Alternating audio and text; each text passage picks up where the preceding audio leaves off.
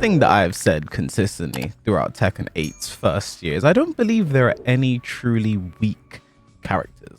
Obviously, we have our super strongs, your Ninas, Dragunovs, Yoshimitsus that have been dominating the tour circuit from quite some time, and the characters are a little bit weaker than that, but I don't think there's any character that can not really get the job done. I think every character works, every character is serviceable, but I do think there is one character that is technically just obsolete, and that's Panda. I don't think Panda is really a character that makes sense picking in this game. I think by definition an obsolete character, because why pick Panda when Kuma exists? You ask any person that plays Tekken 8 that competes in this game or maybe even watches this game, which of the two characters is stronger, unanimously you're going to hear that the answer is Kuma, and the main difference between the two is the heat. That is really what separates the two characters. Kuma is able to utilize heat a lot better than Panda, which I think then does open up questions about how strong heat is and what needs to be done to tone it down, etc, etc. But season 2 is on the horizon, so maybe we'll bench those questions for later. But I do bring this up because Kuma has been labeled something of a problem character right now. You know, you ask some people, they could say Kuma's even a top 5 character. I think with heat, maybe potentially is that top 5. But, you know, outside of it and everything coupled together, you're looking at top 10, top 15 potentially. But that's just numbers to be talked about at another day. And you might be sitting there asking yourself, why is K-Was talking about Kuma right now? Well, that is because recently the European Tekken Cup Finals happened, and I was there commentating a lot of the action. Was won by a Kuma player, Nino from Germany. And there's a quick disclaimer before this video goes on. Nino was also winning events in Tekken 7, was a very strong player in Tekken 7. But one thing I find quite funny about him in Tekken 7 is he played Panda in Tekken 7, as did Rangchu. They were both Panda players. They both made the switch to Kuma for obvious reasons. So this is not to say that Nino is carried or Rangchu is carried, etc, etc. It's Tekken 8 and we can accept that and move on. So it was won by Nino. Sorry, I spoiled it right now. I have the game up. We're going to be taking a look at it. And I think it caused a lot of controversy online. A lot of people had a lot of things to say online about how this won. You see, the opponent he played in grand finals was Joka. And again, I know if you watch this channel for quite a bit, you've been around for some time. If you haven't, by the way, make sure you guys like and subscribe. We've got some crazy content coming your way, especially with season 2 coming up. So you don't want to miss it, especially since the road to 60,000 subscribers is almost done. But if you've been here for some time, you'll know that I very often have some things to say about Joka, but in a joking manner. That wasn't a pun, by the way. Me and Joka are friends. We're close friends. We play this game a lot. We've known each other for many years. We throw jabs at each other back and forth because that's just the friendly thing to do. But in all seriousness, Joka is a very, very, very strong competitor. He has won master event, international events. He's won, I think, one of the only international players to go to Pakistan and win. Very, very, very strong competitor. And all the jokes that I make are obviously a result of him being so strong and knowing he can take that banter. So anytime I've said Joker's shit, it's been for comedic value, and I hope you got a little chuckle out of it. But in this set, he got dominated in, you know, there isn't really a way to mince words on that. That is what happened. They played in winners final. This is actually the grand final set. Joker's on the loser side. They played in winners final. Joka lost 3-0. He battled his way back, and again he's in grand finals against Nino, and then he loses again. Sorry to spoil it in case you haven't watched it already, but that's just the way the cookie crumbles. And why this set caused so much controversy is, well, actually, we'll just take a look. As we watch the set, we're going to see some things. I'm going to show you some things. And also, I might give you a few tips as well to help you against Kuma, because if you do struggle, there's one huge tip that will help you against his character. And also, Joka made a huge mistake just then. And if you noticed it, let me know in the comment section down below, but I will be revealing that mistake later on when I give you those tips. So this is a big reason as to why there's so much controversy around this character right now. So let's just we're going to take a look at this situation here in isolation, right? So electric chip damage. Now I believe that's back 1-2 charge, more chip damage done. Then you see just there Nino's heat. Again, here's the one thing about Nino as well. He's a very, very, very strong player. Like, he knows how to use these systems to his advantage. One thing he does here very well, you see his heat is just about to run out. This is something I like to do as well, but my heat smash is a bit slower than Kuma's. I-13 heat smash that does high crush as well. Immediately goes straight for his heat smash, gets that chip damage, and now he's very plus because you see Joker's back. He's done the wall crash animation, new tactics, so he can basically get a free 1-in-1+2 here for more chip damage. Now, if you look at this sequence, right? How many moves did Joka block? How many did he get hit by? He got hit by the heat burst, but again, all that life is recoverable. Blocked an electric, he blocked 1 attack. Back 1-2 charge, he's blocked 2 attacks. Heat Smash, we'll count that as 4 hits because it's 2 hits, both of them doing chip damage. Wall Crush, running 1+2, 5 attacks were just blocked there. Joka is now in rage, and all he did was block, which is crazy. If you look at their recoverable life, there's actually a screenshot out there somewhere of like Joka with a huge life deficit, but it's all recoverable life just because he has been blocking. And it's set up a situation now where Nino just has to do one low into follow-up and Joka's dead. I think that is absolutely insane that Nino was able to do that. Now, obviously, there's counterplay in this situation. I'm not trying to act like this is broken, impossible to deal with, but it's very, very, very strong, right? So, again, if we look at this same sequence again, this is a sequence I just picked out at random. I didn't plan this beforehand. It's fallen into my lap, right? So, in this situation, what Joka really wants to be doing, you want to be sidestepping right. Sidestepping, sidewalking right, you know, to beat the electric more than anything. But he only did 1 electric. So then back 1-2 charge, he needs to try and interrupt here, perhaps. Try and step here, perhaps. But again, he's just sitting there because, again, he's already minus after the blocked electric. Then he's minus again. He smashes minus again. Very minus. Running 1+2 is minus again. Then all it is just that low to finish him off. Again, I think chip damage has been such a huge issue in this game's lifespan because people say it's all recoverable, but you know, all it takes is a low like that or a launch and it all becomes real damage, right? And all Joka did was block, really, and then he lost the round. And just to preface this again, you know, in Season 2, they did mention in the Tekken Talk, chip damage is something they'll be looking at and something they're looking to toe down. So again, they probably even planned Season 2 before this finals as well, so they knew chip damage was an issue, so it's definitely something they'll be toning down for next season.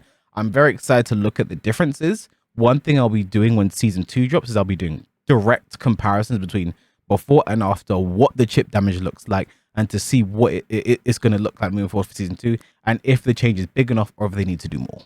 But again, moving on, I think another issue throughout this set, again, I'm not here to sort of break down this set and say what Joka did wrong and what he needs to do win, etc, etc. I just want to take a look at Kuma really in isolation and talk about the character and what sort of the issues that he brings to the game. If you want more of an analysis for the set, Joka himself did do an analysis of this set. He looked back on himself. He did a reaction to it. I'll link that somewhere. It's probably on the screen right now. You can take a look at that. Because again, it was him playing there. He can articulate his thoughts on what was going on better than I can because I was just a bystander in the situation. Running 1+2 was another big move throughout this set because Joka wasn't stepping it effectively. If you block it, it's plus. He has chip damage as well. You don't really want to be jabbing. He's going to go under the jabs. But again, enters heat. And then when in heat, we're going to see the electrics come up. 2 electrics blocked. Another roll 1+2. Electric, electric, electric. Heat smash. Again, Joka simply just blocked here. Again, he didn't move really. He didn't try and maybe parry the electric or sidestep the electric. Again, those are risks. Because if he goes for the heat smash, you're donezo. Right? So that is a big... That's why it's like... I saw so many people like online criticizing Joka and attacking Joka like, well, he didn't just step the electric, or he didn't just do this, and he didn't just do this. But when you're in the heat of the moment, when you're actually playing the game, there's so much to think about that, like, you know, maybe this is the one, here's the one time he's going to try and step, and when he does, that's when the heat smash comes out, he gets hit by it. So again, there's so much going on in the set right now. Obviously, you do have to try it. You see, he was trying to step at certain times, but Nino was doing such a good job at realigning with him and then doing the electric, delaying his timing. It makes it so hard to play against. I've played against Nino myself. I know how oppressive his offense can be with a character. Yes, Kuma is strong. Yes, the chip damage can be impressive, but he himself knows to utilize it and the charge moves so well. But again, one thing you see him do, you know, very often, and I want to see the frames on it. You probably do have to take it. He does, whenever he does heat smash, back to we get the wall crush new tactics. It's always a running 1+2 follow-up for more plus frames for the chip damage. Again, I think that heat smash is a bit too strong. It's I-13. It crushes highs and can go under mids.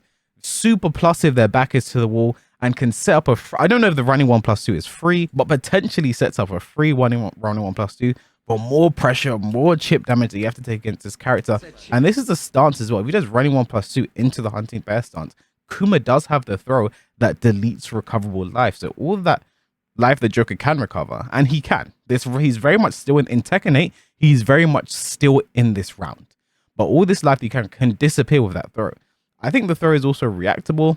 And I don't know for certain. I think you can react to it. I've done it myself sometimes, not all the time. But that is just something to keep in mind when you play against this character. Then another low, running 1+2, Joker's in chip again. While sending 1-2, now Joker is heat bursted. I think what happened here for Joker is a case of where he wants to land a heat engager. That's exactly what I would be thinking in this situation, right? Like, again, I need to do something. I need to land a heat engager. I need to do something to get all this life back and still be in it. But it just got to a situation where all the chip damage is taken is getting more and more and more. You don't want to die without using your heat in this game. And in this round, Joka doesn't make the mistake that he made in the round before. Do you know what it is yet? I'll let you guys know in a bit. And now again, he's in heat. He's in rage, but just the running 1+2 pressure, running 1+2 pressure. And he finally challenged with a power crush, but because the string was 2 hits, there was nothing you could do about it. Again, because all the chip damage you took, it becomes real damage at a certain point. There's nothing you could do about it. And another big thing I think Joka didn't really do in the set was interrupt the charge moves. Here, he actually got hit by the while sending one, so you're less likely to try and interrupt or step, you know, because he did get hit.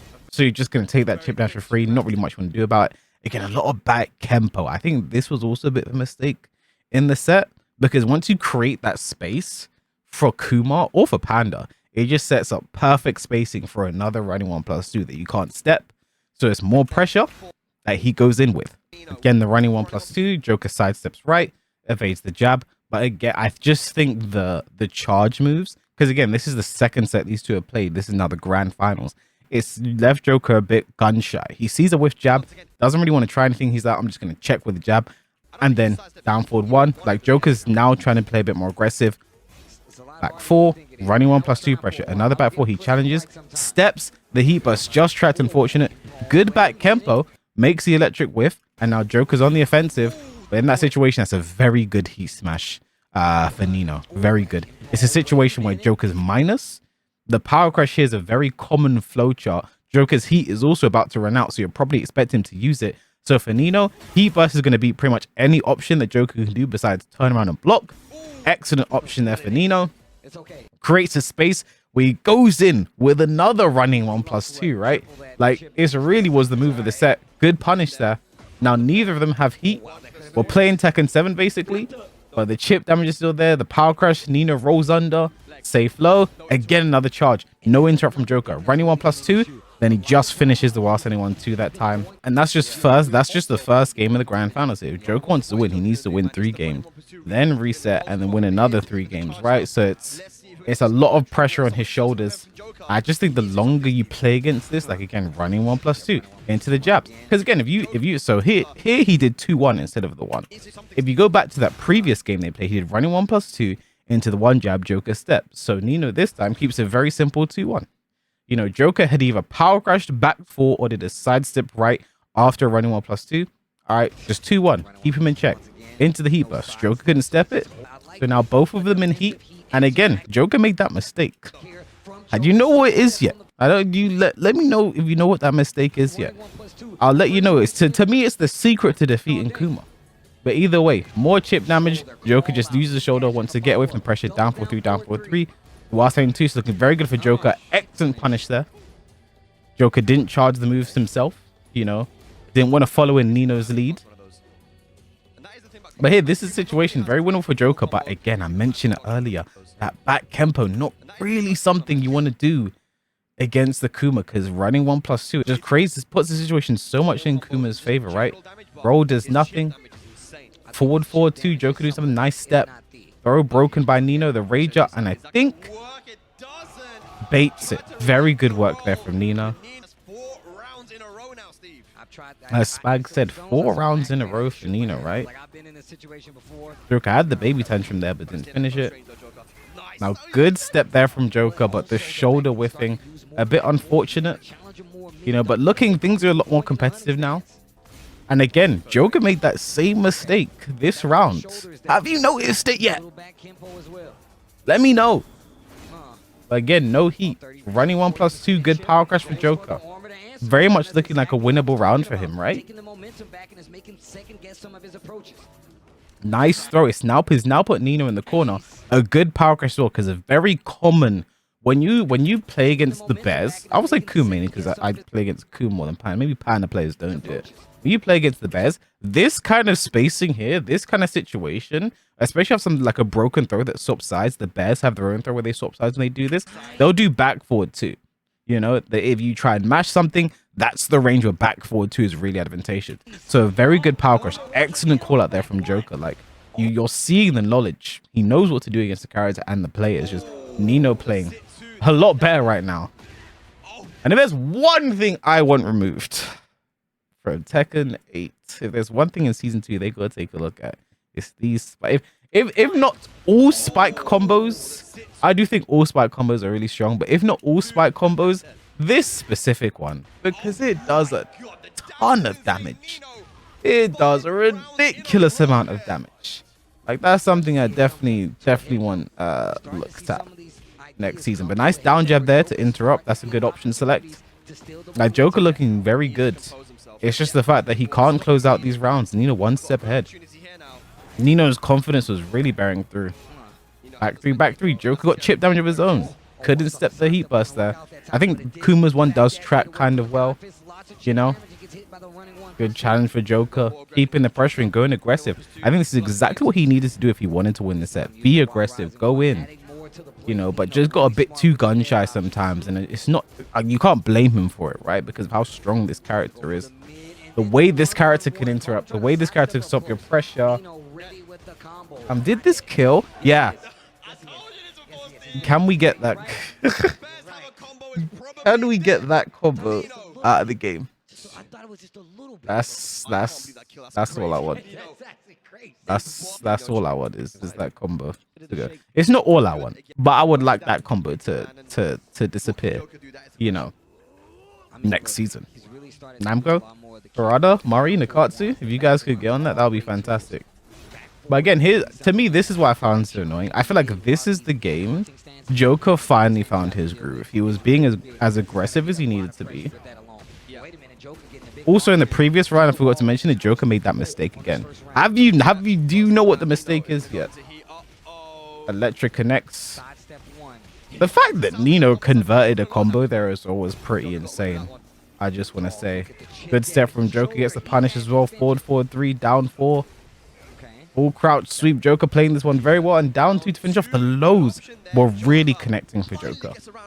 Like, I don't know if you can say this is a Kuma specific thing, but it's definitely a Nino specific thing. If I was coaching Joka in this set and said to him the one thing I've been up there saying, outside of interrupting charge moves, running 1+2, is really you got to focus on the lows. The lows are connecting. He's not ducking, and you're not really giving him a reason to duck, right? If you noticed in the second game that was around, Joka just ran up into the 3-1+2, the 2-hit mid-string, and it just didn't connect. He didn't really give him a reason to duck. Didn't give him a reason to look to challenge that yet, you know? And it was a good step there from Joka, but late on the punish. And this is really a Feng player problem. I think more than anything, like if you look at the situation, you can be a bit gun shy on Feng's hop kick.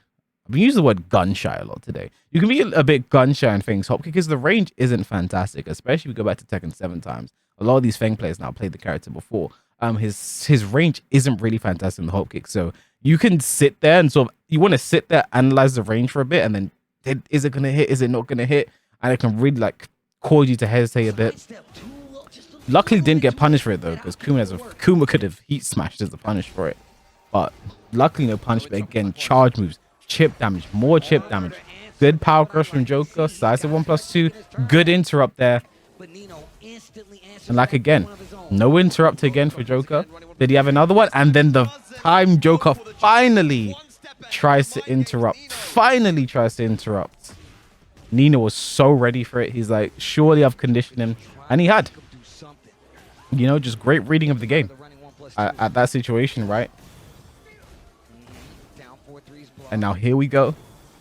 Good step for Joka. Keeps the punish simple. Again, that hop kick blocked from the round before that I mentioned about is going to be the reason why you're going to see Feng's hesitate a bit, not have the best punishment when it comes to the sort of lateral moving situations, and we saw it there again. Also, this round was probably the most egregious example of Joka's mistake. Have you noticed it yet? It was really bad in that round. But again, so you see Nino just not charging at all now. Doesn't feel like he has to do it. Good interrupt from Joka. Size of 1+2. Down forward 3 straight into the rage out. Great work there from Joka. Was able to close out the round. And now 1 round away from getting a game on the board, right? But again, the running 1+2 connects exactly where you don't want to be. against the Bears. Electric, running 1+2, chip damage, counter hit. Look at that, running 1+2. A perfect response from Nino. An absolutely perfect response from him. But now Joka finally going in. There's the lows. I think that was 3 lows in a row there. Got a counter hit low. Looking so good. He smash connects, but the combo dropped. Now look at the life in this situation. In fact, I'm not going to say a single word. He ducks it. The punish.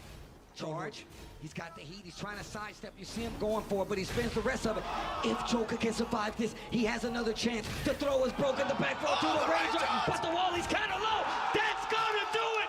Nino will be an absolutely insane comeback from Nino. You've got to look at the situation. Regardless of what's going on with Kuma, regardless of what's going on with the characters here, that was just absolute composure from Nino. Now, obviously, Joka tried to go for the optimal combo here, which is an up forward 3 into a dash, down forward 3, shoulder, forward 3-2, shoulder. That would definitely kill. If he did the optimal combo here, that would definitely kill. I think a suboptimal combo, I think if he down forward 3 straight away into forward 3-2 shoulder, that might have killed. Probably would have, looking at Nino's health. But Joka went for the optimal. And I think what messed him up more than anything was just the Bear's body. I think had this been any other character, that isn't as big, the up 4-3 would have given the re-wall flat. Then he would have got down 4-3. Joka actually tried to adjust the combo on the fly. He realized he was too close. He tried to see if Stomp connected. If Stomp did connect, him might have broken the floor, and that also would have killed. But just nothing decided to go his way here. The power crush, jab, duck, punish. Then he's charging again. You know, he's like, can't risk it, because if he doesn't charge and Joka punishes, he could be dead. Running 1+2, chip damage. He smash. Back forward 2. This is a very, so here's the thing. I think there's going to be 2 common follow-ups you see from a Kuma player after, a Kuma player after heat smash. If their back is to the wall and you get the new tactics, it's going to be running 1+2. If their back isn't at the wall and they're at this distance, it is almost always a back forward 2, exactly what it is here, right? I'm not sure what Joka even tried to do. Like, I'm going to try go frame by frame. Maybe we can try and see what Joka did here. He tried to sidestep.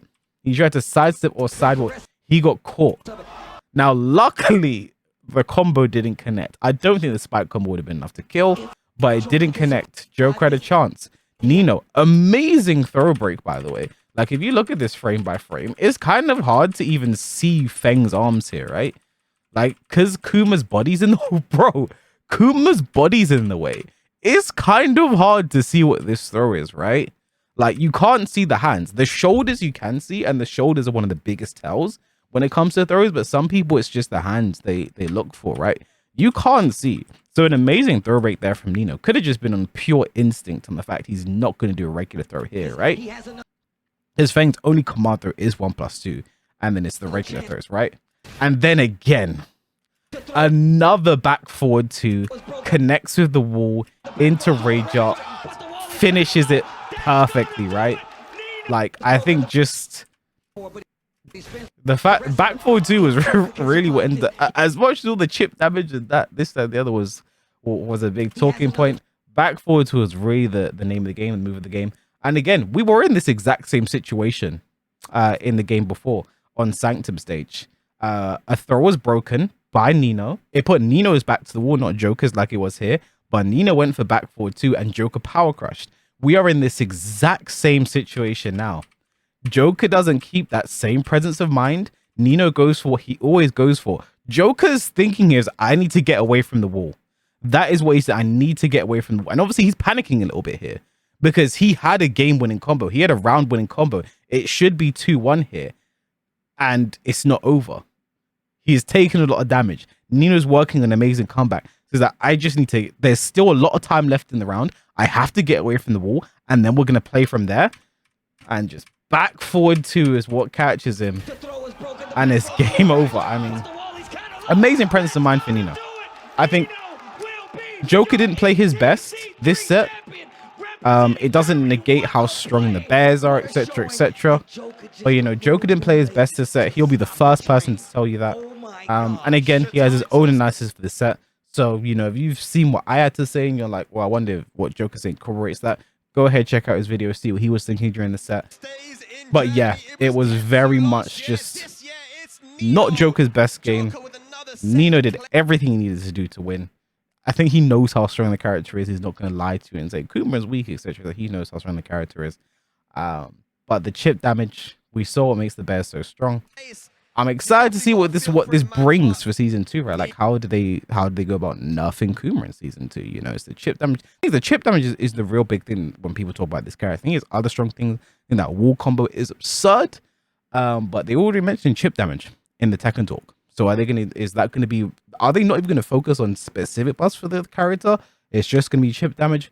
We'll only see when season 2 rolls around. Now let me know if you guys knew what the mistake was that Joka made. Now instead of telling you guys, I'd like to show you guys exactly what he could and maybe should have done. You know, I wanted to use this game here, Tetsu versus Nino. This was the winners semi-final, another first of 3 game, one of the first games of top 8. I want to use this as to sort of illustrate what could have been done by Joka, and I think something you have to do against Kuma, especially in this game. And there are going to be other situations it's useful, but for the most part it's going to be very effective against Kuma. I think Tetsu is someone who shows very good mastery of playing against the Bears. He knows the matchup very well. He's played against Nino many times. He knows what he should be doing against his character, right? And here we're going to really see demonstrated what I think is a fantastic thing to do against this character. So again, similar situation we saw in the Joka set. This game was actually played before Joka played, right? So Tetsu, again, a lot of recoverable life. You know, he's in rage, in trouble. The one thing you should be looking to do is what Tetsu did just there. And in case you missed it, let's watch this one more time. So Nino has entered heat. He heat bursts, something you're going to see the Kuma do a lot. Then electric, back forward 2. And the reason you didn't see him do a lot of electric back forward 2 versus Joka, you're seeing him do it versus Tetsu, because again, the way he has to play against Tetsu is different. Tetsu moves very well around the electrics. You see Tetsu do a lot more intricate matchup specific stuff, right? So he's not going to be doing electric as much. Electric back forward 2 to catch the stepping. So we're seeing different options thrown out. I just want to highlight that as well, because some people might look at Nino as just this Kuma player abusing the character, blah blah. Like, no, he's a very strong player. But now his heat is gone. Using more chip, the chip damage is lessened as well because Tetsu is in rage. But again, still more chip damage. Goes for a safe low because again, that converts the damage to real damage. More chip damage, more chip damage. But then what Tetsu does here, he stays patient, lets him get in, sidestep, 3-2 heat, engage. The big thing you need to do against Kuma is use your heat after him. That is a huge thing you have to do against this character. I don't think we saw Joka consciously doing it. I don't know why I hit my head so hard. We didn't see him consciously doing it. I think throughout this set, even though, spoiler alert, Tetsu did lose this set, but I think it's still definitely a good set to watch. I think it's a worthwhile set to watch. To see some specific Kuma anti-play, and also because I think my commentary was quite nice. But like, yeah, it was a very good set to watch because stuff like that. I've mentioned before the importance of landing heat engages, because again, that recoverable life is all going to get back to you. And even if you don't heat engage, you choose to heat burst instead, you'll get more recoverable life back, all of your hits while you're in heat. Again, Tetsu recovered all the life. All of the life he lost, he got it back and then ended up winning the round, you know, because again, he was down. Nino at this point had won 5 rounds straight. He was down quite a bit, and then in this situation now Tetsu starts off with the lead, takes it to the wall. You know, he had to make a huge comeback there just to stay on the board. And now again, Nino activates heat first. He gets hit by electric. I'm not sure what he tried to do. I think I actually spoke to this. He actually tried to block in this situation. But I've mentioned it before. Post heat dash, post heat engage, blocking can be weird sometimes. I'm pretty sure that's what happened there for Tetsu, unfortunately. I did speak to him about that. Now again, Tetsu being patient, not spending his heat yet. And now he needs to make another comeback. Sidestep hop kick, keeps it simple, and there's no reason not to do his heat burst now. Get more health back. Down 1+2, catching the kip up. I just said the same thing on commentary and here as well. And sidestep 4. Like, Tetsu 2 comebacks back to back, that he got just because he saved his heat after Kuma. I think it's a huge thing you have to do against this character. If there's one huge tip I can give anyone playing against Kuma in this game, it is save your heat until after Kuma uses it. But with all that being said, I'd like to thank you guys for taking the time out of your day to watch this video. I hope you guys enjoyed. Please like, comment, subscribe if you did, and I'll catch you guys in the next video.